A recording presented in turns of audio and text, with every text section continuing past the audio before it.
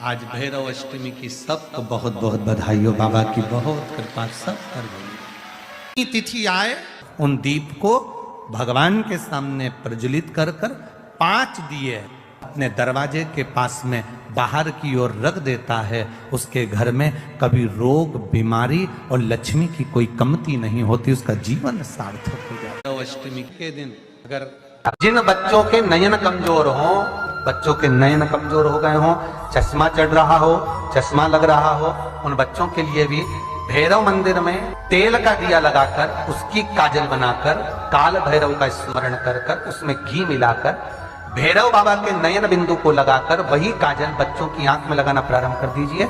नेत्र की रोशनी अपने आप बढ़ना प्रारंभ। काल भैरव का स्मरण, पर डॉक्टर को जांच जरूर कराना हो, कहीं सियोर वाला हमारा झूठ तो नहीं बोल। काल भैरव भगवान का नाम उच्चारण करना, कैसा भी चर्म रोग हो, कैसी भी बीमारी शरीर की चमड़ी से जुड़ी हुई अगर हो गई है, काल भैरव भगवान का स्मरण फल देता। भैरव भगवान का नाम लेकर जल समर्पित कर कर, मां भैरवी का स्मरण कर कर जल की धार का स्मरण। शिव शंकर, यह शिवलिंग है, यह जलाधारी है। जब जल चढ़ाएं दक्षिण में खड़े होंगे, जहां पानी बहता है वो उत्तर में जाता है। शिव जी का जो पानी है वो बहकर कहां जाता है? उत्तर में। तो जहां से पानी बहता है उसके ठीक विपरीत में खड़े होकर बैठकर आप शिव जी को यहां जल चढ़ाएं। ओम भैरवाय नमः, शिव भैरव का नाम लेकर जल समर्पित करें। मां भैरवी का नाम लेकर यहीं से जल की धार यहां चढ़े। जो जलाधारी है गोल चौकोर, जो भी जलाधारी आपके पास के मंदिर में, वहां भैरवी का, मां भैरवी का नाम लेकर, पहले बाबा का भैरव शिव का नाम लेकर यहां और मां भैरवी का नाम लेकर यहां जल समर्पित करें। जो जल चढ़ता है उसी जल का प्रोक्षण अपने शरीर पर करें या थोड़ा सा झेल कर लाकर उसको पूरे जहां जहां तकलीफ है पूरे शरीर में लगाना प्रारंभ करें। डॉक्टर की दवाई भी खाते रहें, इलाज भी कराते रहें और साथ में ये बाबा भैरव का नाम भी लेते रहें, आराम लगेगा। तो अलग नहीं है, शंकर का एक रूप काल भैरव के रूप में प्रकट हुआ है। शिव ही भैरव और भैरव ही शिव। मेरे शिव जी ने अपने ही अंगुष्ठ भाग से, स्वयं अंगुष्ठ भाग से काल भैरव को प्रकट किया। जितना रुद्राक्ष में बल होता है, शिव जी का नयन अश्रु से प्रकट हुआ रुद्राक्ष, वैसा की वैसा ही बल काल भैरव में होता है, भैरव में होता है, बटुक भैरव में होता है, वैसा की वैसा। यदि किसी भी अष्टमी तिथि को 12 महीने में शुक्ल पक्ष कृष्ण पक्ष की अष्टमी तिथि पड़ती है, यदि किसी भी अष्टमी तिथि को अगर किसी ने नियम बनाया 5 अष्टमी का, 8 अष्टमी का, 7 अष्टमी का, एक कनेर का पुष्प शिव जी के शिवलिंग को समर्पित करना, अशोक सुंदरी के स्पर्श करना, और जो जलाधारी होती है, जैसे ये शिवलिंग है, ये जलाधारी है, तो पहले शिवलिंग पर स्पर्श, फिर अशोक सुंदरी का स्पर्श, फिर जलाधारी पर कनेर का पुष्प शिव जी की ओर मुख कर कर, अर्थात जैसे मानो ये कनेर का पुष्प है, तो ऐसा शिवलिंग का स्पर्श करते हुए जलाधारी पर जो समर्पित करता है, भगवान शंकर उसके मन की कामना को पूर्ण जरूर करते हैं। एक कनेर का पुष्प। ब्रह्मा जी का सिर कट गया था, काल भैरव को भगवान शंकर ने प्रकट कर दिया था और काल भैरव ने जाकर ब्रह्मा जी को अपने हाथ की उंगली का नख तोड़कर उनका शीश काट दिया। काल भैरव, जब काल भैरव ने शीश काट दिया, शीश कट गया, भैरव काल भैरव का आदर सम्मान सत्कार सभी देवताओं ने किया। भैरव क्षेत्र का देवता होता है। भैरव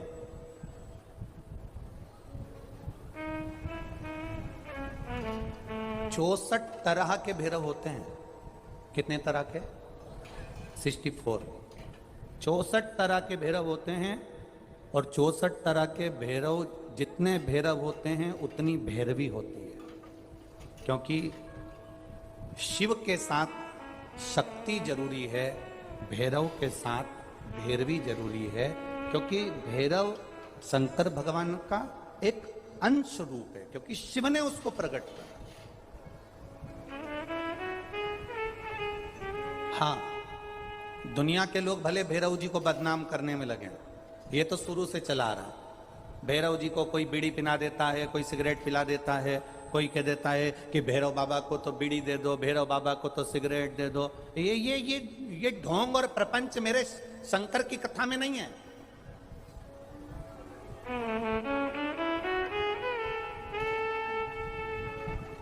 शिव का एक अंश है भैरव। काल भैरव जो प्रकट हुआ वो शंकर भगवान का एक अंश है।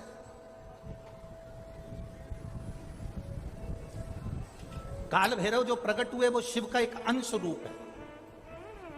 और काल भैरव जब प्रकट हुए, सारे देवताओं ने उनका आदर करा, इंद्र ने उनका सम्मान करा, इंद्र उनकी सेवा में लगे, वायु देव, गरुण देव, वरुण देव, जितने भी देवता हैं सब ने उनका आदर करा। अब आदर करते करते करते करते माता लक्ष्मी जी ने भी काल भैरव को निमंत्रण दिया। जरा सुनिएगा, बहुत सुंदर कथा है पुष्कर राज की।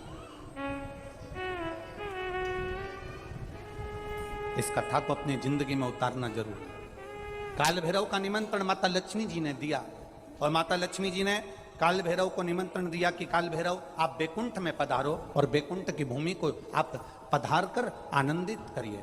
तो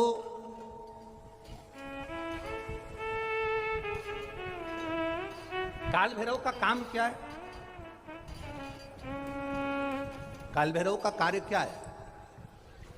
ये यहाँ राजस्थान की भूमि पर तो वैसे भी भैरू जी के मंदिर बहुत है। बोलो सही है कि गलत है?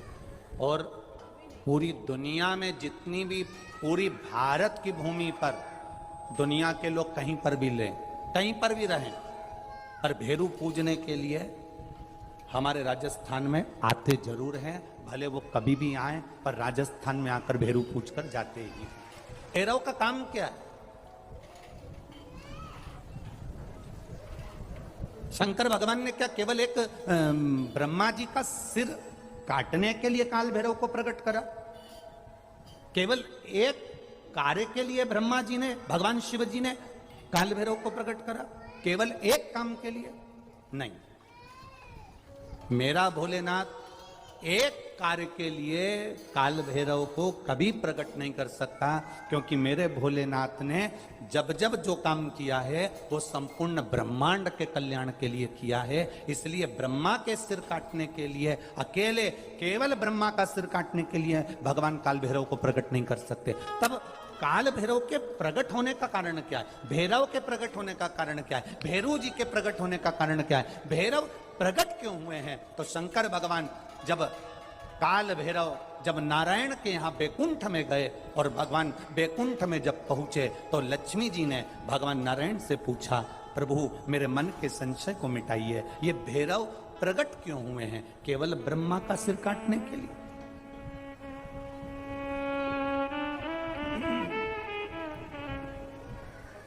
क्या ये ब्रह्मा जी का सिर काटने के लिए प्रकट हुए? आखिर भैरव प्रकट क्यों हुए? केवल एक ब्रह्मा का सिर काटने के लिए? भगवान विष्णु ने कहा नहीं, केवल ब्रह्मा का सिर काटने के लिए काल भैरव नहीं प्रकटे। लक्ष्मी सुनो, आज मैं तुम्हें सुनाता हूं काल भैरव भगवान शंकर ने क्यों प्रकट करा। उसका कारण केवल एक है। जब देव अधिदेव महादेव अपने नेत्र बंद कर कर बैठ जाते हैं और समाधि में लीन हो जाते हैं, साधना में लीन हो जाते हैं, तब काल भैरव का दायित्व बढ़ जाता है। भैरव का दायित्व बढ़ जाता है। और भैरव का क्या दायित्व बढ़ता है? तो सुनो लक्ष्मी, भैरव का दायित्व यह बढ़ जाता है कि जो शंकर के शिवालय में पहुंचता है, जो शंकर के शिवालय में पांव रखता है, जो शंकर के शिवालय में अंदर पहुंचकर शिवालय में अपना चरण रखते रखते रखते रखते देहली से जब अंदर जाता है और शिवालय में शंकर भगवान के शिवलिंग की आराधना करता है, जल चढ़ाता है, शमी पत्र चढ़ाता है, बेल पत्र चढ़ाता है, कमल पुष्प चढ़ाता है, भगवान की श्रृंगार कर कर चंदन अबीर गंध से जो पूजन करता है भगवान की जब वो अंदर प्रवेश करता है तो भैरव का दायित्व ये हो जाता है कि उसके दुख को भैरव उसी समय पर भक्षण कर लेता है और उसको सुख देकर भेज देता है। ये भैरव का। तो लक्ष्मी जी के मन में एक प्रश्न खड़ा हो गया, शिव जी के मंदिर में तो कहीं भैरव का दर्शन ही नहीं होता। आपके यहां पर शंकर जी के मंदिर हैं, आपको भैरव का दर्शन हुआ है कहीं? शिव जी के मंदिर में भैरव का दर्शन होता ही नहीं है। तो फिर शंकर भगवान के मंदिर में जब भैरव का दर्शन नहीं होता, शंकर भगवान के मंदिर में जब भैरव दिखता नहीं है, तो हमारे दुख का भक्षण, हमारे दुख को कैसे वो खा जाता है, हमारे दुख को कैसे वो समाप्त कर देता है। फिर वो भैरव हमें दिखता तो है ही नहीं, आखिर फिर वो भैरव गया कहां? वो भैरव किस जगह पर है? भगवान नारायण ने लक्ष्मी से कहा, सुनो लक्ष्मी, भगवान शंकर के दरवाजे के दो द्वारपाल हैं, मणिभद्र वीरभद्र। दरवाजे के, भगवान शंकर के दरवाजे के दो द्वारपाल हैं। और सुनो लक्ष्मी, वो दो द्वारपाल भगवान शंकर के दरवाजे के हैं। भैरव को शंकर भगवान ने अपनी ऊपर की चौखट का मध्य भाग काल भैरव को दिया है।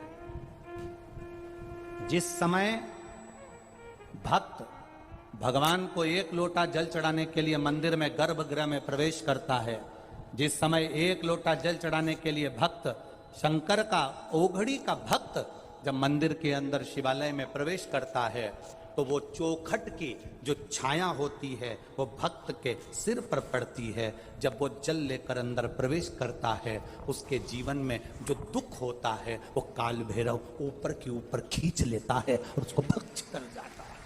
ये भैरव का तत्व।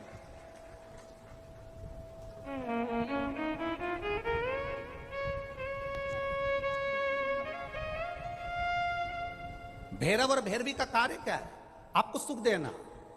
भैरव और भैरवी का कार्य क्या है? आपके भीतर यदि अहंकार आ गया, आपके भीतर यदि अभिमान आ गया, आपके भीतर यदि अभिमत्ता आ गई, आपके भीतर यदि कपट आ गया, आपके भीतर यदि बेईमानी आ गई, आपके भीतर यदि प्रपंच आ गया, आपके भीतर यदि काम, वासना, आसक्ति, तृष्णा, लोभ समाहित हो गया, तो भैरव और भैरवी इसको खींच लेते हैं। ये शरीर के अंदर एक तरंग के रूप में प्रवेश कर खींच लेते हैं भैरव और भैरवी।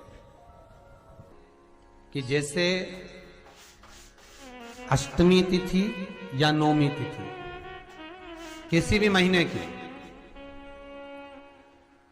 चाहे शुक्ल पक्ष की हो चाहे कृष्ण पक्ष की हो, अष्टमी और नौमी तिथि ये दो तिथियां ऐसी हैं, मान लो तुम्हारा पैसा तुमने किसी को दिया, 5 लाख, 4 लाख, 3 लाख, 10 लाख, 8 लाख, 2 लाख, 50,000, 25,000, 20,000, 40,000, और वो पैसा नहीं दे रहा, आप हार गए कह के कर, फोन लगा कर, भैया दे दे रे, परेशानी है, दे दे रे भैया, हम तो परेशान हो गए, और हार गए, नहीं मिल रहा, बहुत परेशान। तो महाराज किसी भी अष्टमी या नौमी तिथि के दिन आप मां जगतजननी जगदम्बा का शिव के साथ में, शिव शक्ति का स्मरण कर कर देवी के नाम की 9 आहुतियां, सूखे बीले की, मतलब बीला जो सूख चुका है, फल जो सूख चुका है, उसकी 9 आहुतियां अग्नि में शंकर और सती के नाम से, शंकर और शिव के नाम से समर्पित करें। और आखिरी आहुति जो समर्पित करें उसमें थोड़ा सा भाग तिल का, और तिल भी काली नहीं चढ़ती उसमें, श्वेत तिल का भाग उसके साथ लगाकर समर्पित करें, और जिससे धन लेना है उसका नाम लेकर वो समर्पित करें महाराज, उसको सुध आएगी और वो पैसा किसी भी हाल में आपके हाथ में थमाकर जाएगा ही। शादी नहीं हो रही है, बहुत समय से लगन देख रहे हो, शादी नहीं हो रही, बहुत समय से परेशान हो गए कि विवाह ही नहीं हो रहा, हम तो टेंशन में पड़ गए, लड़की 28 साल 30 साल का लड़का हो गया, विवाह नहीं हो रहा, कुछ मत करो। अष्टमी तिथि आए तो अशोक सुंदरी वाली जो जगह है वहां पर हल्दी की 7 बिंदियां लगा दो, लड़का लड़की का हाथ उस बिंदी पर रखवा दो, उसका नाम गोत्र बोलो, उसी हल्दी में उसके हाथ पीला करवा दो और पीपल के पेड़ पर उस हाथ के 5 छापे पड़वा दो। 3 महीने में विवाह पक्का हो जाता है महाराज। उसका इतना, अशोक सुंदरी के उस हल्दी का इतना प्रमाण।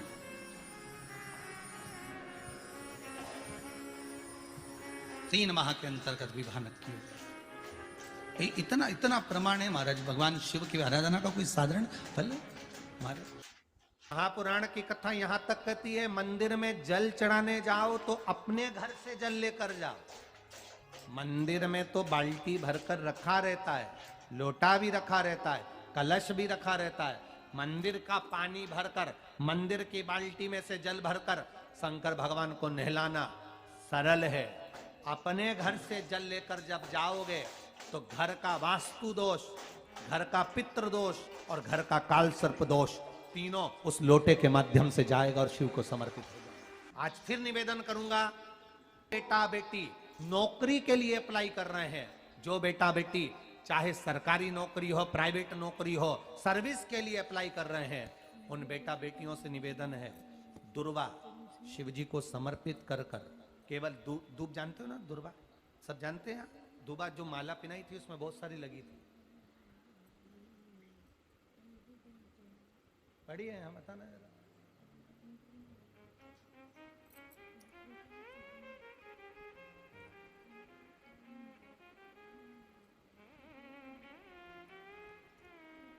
दुर्वा, जो बेटा बेटी सर्विस के लिए अप्लाई कर रहे हैं, तुम मेहनत करो, पढ़ाई करो, खूब पढ़ो, खूब तैयारी करो, अच्छे से तैयारी करो। जितनी मेहनत तुमने पूर्व में करी उससे दुगनी मेहनत तुम करो उस नौकरी को पाने के लिए। और साथ में जब एग्जाम के लिए जाओ, कहीं इंटरव्यू देने के लिए जाओ, दुर्वा शिव जी को, इस दुर्वा का जो डंडी का मुख है ये अशोक सुंदरी वाली जगह, फिर समझ लीजिए जैसे ये शिवलिंग, ये गोल जलाधारी, यहाँ से पानी नीचे गिरता है, बीच में अशोक सुंदरी का स्थान होता है। तो ये जो दुर्वा हम चढ़ाएंगे तो इसका डंडी का मुख शिवलिंग की पर चढ़ाएंगे तो ये शिवलिंग पर डंडी की जो भाग है वो अशोक सुंदरी की ओर हो गया और ये भाग इस ओर हो गया। शिव जी को समर्पित कर कर पहले दुर्वा चढ़ाएंगे, उसके बाद में देवाधिदेव महादेव को 1 लोटा जल जो तुम घर से लेकर गए हो वो समर्पित करो। 3 महीना लगातार अपनी पढ़ाई की मेहनत करो, अपने इंटरव्यू की मेहनत करो और खूब अच्छा पढ़कर साथ में 1 लोटा जल और दुर्वा शिव जी को भले 10 दुर्वा की जगह केवल 1 दुर्वा चढ़ाओ, चढ़ाकर जल चढ़ाना। 3 महीने तक लगातार बाबा से प्रार्थना करना। विश्वास कहता है अगला पत्र तुम्हारा व्यासपीठ पर होगा, नौकरी लगेगी, निश्चित है। आप करो मेहनत, कर्म करने में पीछे मत हटना, पढ़ने में पीछे मत हटना, विद्याध्ययन करने में पीछे मत हटना, अच्छी एजुकेशन पाने में पीछे मत हटना। पहले मेहनत अपनी करो। पूर्व में जो इंटरव्यू दिए हैं उसमें जितनी कमी रह गई, अगली कमी को पूर्ण करने के लिए अच्छी मेहनत करो, खूब पढ़ो, खूब अच्छे से विद्याध्ययन करो और फिर बाबा पर समर्पित होकर जाओ, बाबा पर विश्वास कर कर जाओ, भरोसा पूरा कर कर जाना। इंटरव्यू देते समय अपना विल पावर मजबूत होना चाहिए कि मेरे साथ मेरा काल अधिपति महाकाल है, अब निकल कर मानो।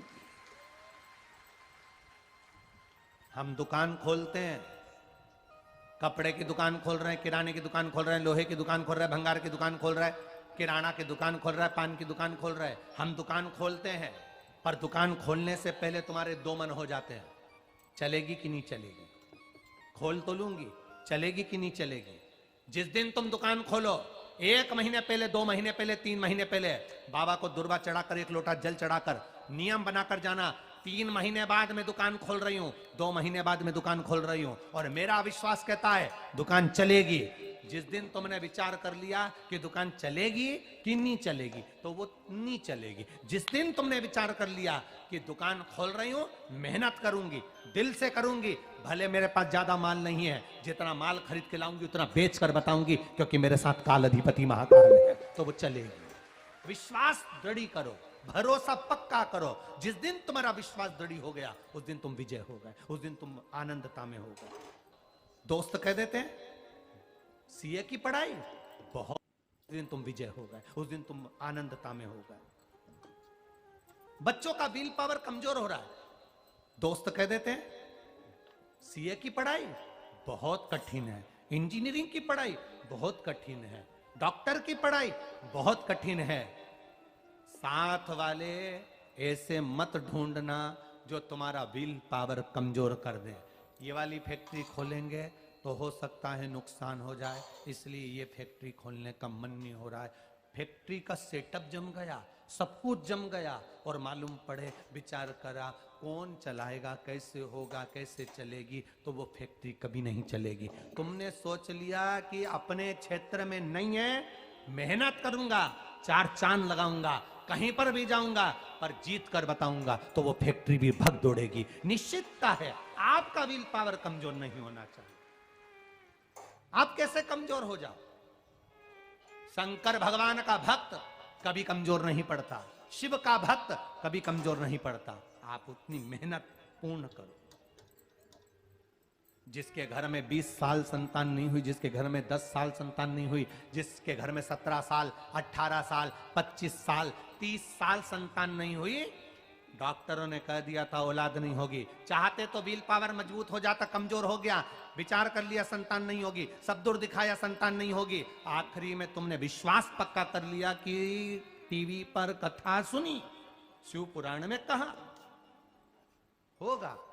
जब उसको भगवान ने 17 साल में संतान दी है, तो मुझे तो 4 साल शादी के हुए हैं, 5 साल हुए हैं, मेरा बाबा मेरी झोली भरेगा।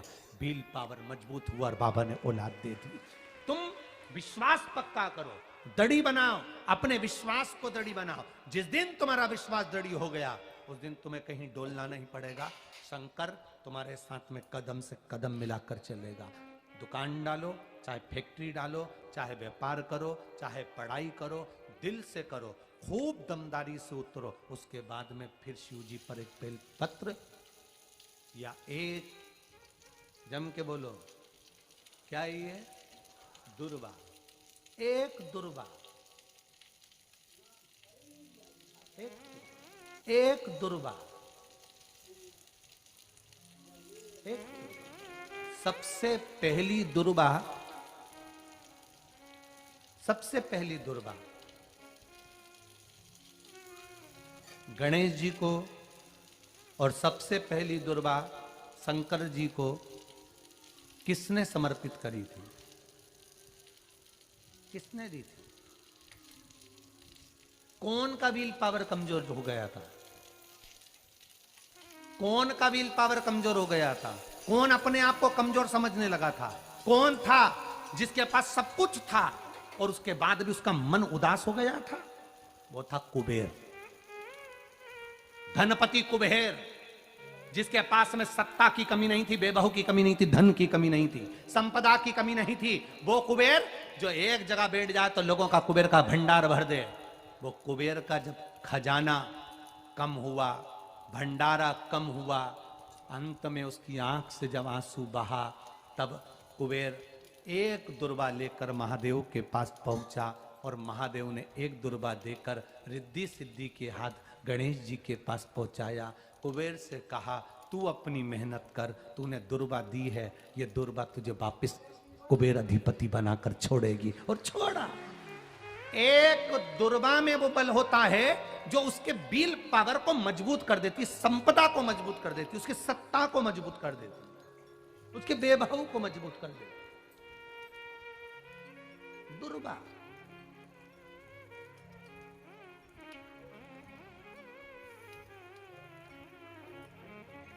एक दुर्वा सहज नहीं होती महाराज। दुर्वा पीछे देखोगे तो डंडी एक है, देख रहे हो आप लोग?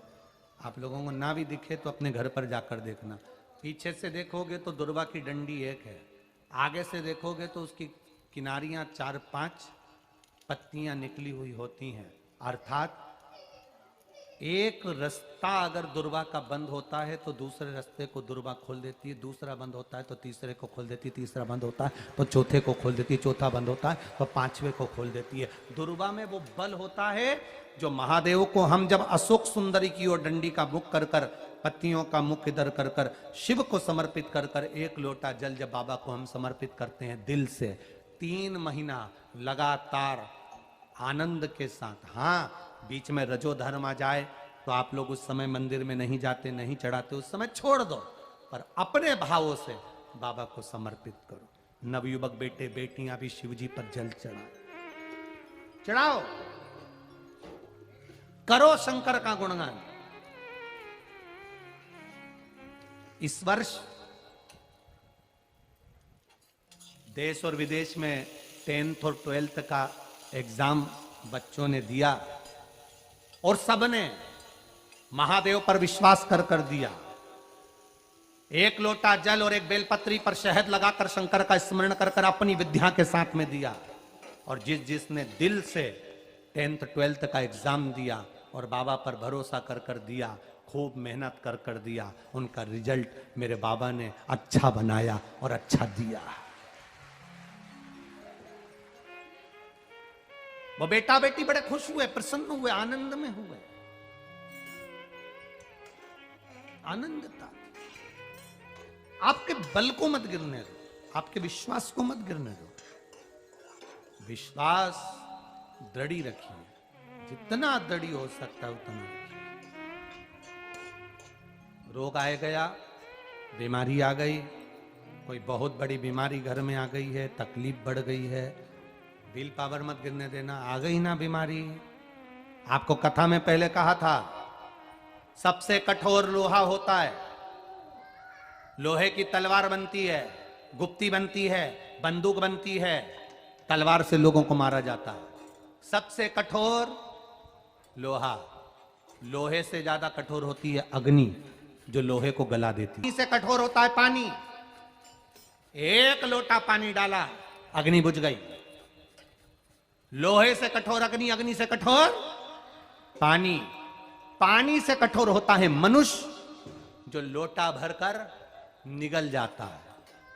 जरा विचार करिएगा, ये मनुष्य अग्नि से, पानी से, लोहे से भी ज्यादा कठोर होता है, जो पानी को पचा जाता है। मनुष्य से ज्यादा कठोर होती है बीमारी, जो अच्छे अच्छे पहलवान सूरमाओं को भी बीमारी निगल जाती है। लोहे से कठोर अग्नि, अग्नि से कठोर पानी, पानी से कठोर मनुष्य, मनुष्य से कठोर होती है बीमारी, जो अच्छे अच्छे पहलवान को निगल जाती है। और बीमारी से भी ज्यादा कठोर होता है मेरा काल अधिपति महाकाल राजा, जो बीमारी को ही निगल जाता है, बीमारी को निकल जाता है। एक बेलपत्र जो शिव जी पे चढ़ी हुई है, उसको लाकर हम जब खाते हैं, ये बेलपत्र नहीं रहती, ये औषधि बन जाती है। इस व्यासपीठ ने लाखों करोड़ों लोगों को देखा है, लाखों की भीड़ में लोग कथा सुनने आते हैं। बेलपत्री के महत्व को जिसने जान लिया वो जान लिया।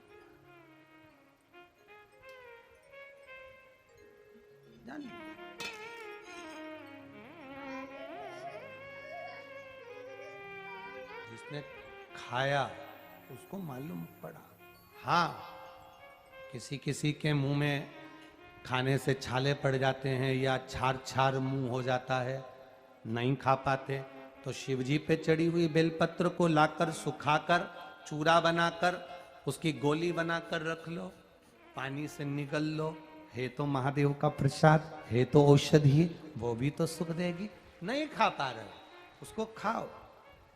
शुगर जिसकी ज्यादा ऊपर नीचे हो रही हो, 11 दिन नहीं 3 दिन बेलपत्र बाबा की उठाकर खाकर शुगर की जांच तू अपने घर में ही कर ले, शुगर तुझे लेवल में मिलेगी। ये शिव तत्व है।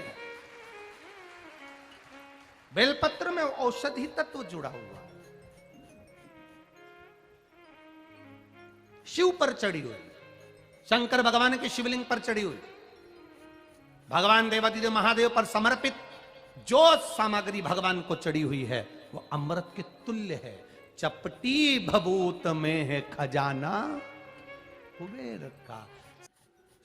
यदि महामृत्युंजय मंत्र को नहीं जप सकते हो तो शंकर जी की एक मुद्रा का स्मरण करो कि कमल के पुष्प के ऊपर शंकर बैठे हैं, दो हाथ से जल अपने ऊपर चढ़ा रहे हैं, दो हाथ नीचे, उसमें दो कलश रखे हैं, दो हाथ, एक हाथ में रुद्राक्ष की माला, एक हाथ मृग की मुद्रा का बनाया हुआ है।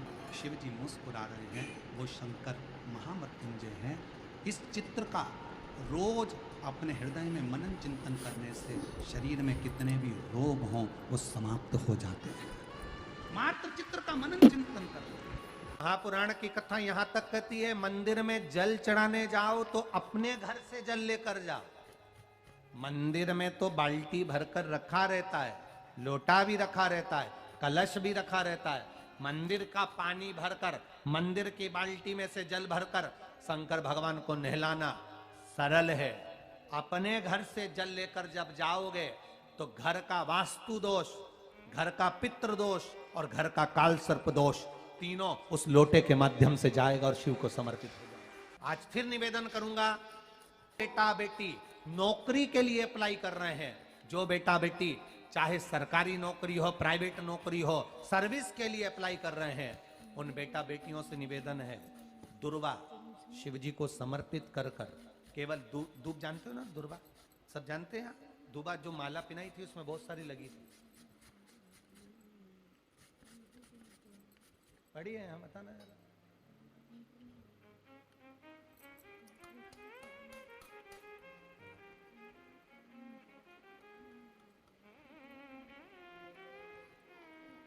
दुर्वा जो बेटा बेटी सर्विस के लिए अप्लाई कर रहे हैं, तुम मेहनत करो, पढ़ाई करो, खूब पढ़ो, खूब तैयारी करो, अच्छे से तैयारी करो। जितनी मेहनत तुमने पूर्व में करी उससे दुगनी मेहनत तुम करो उस नौकरी को पाने के लिए। और साथ में जब एग्जाम के लिए जाओ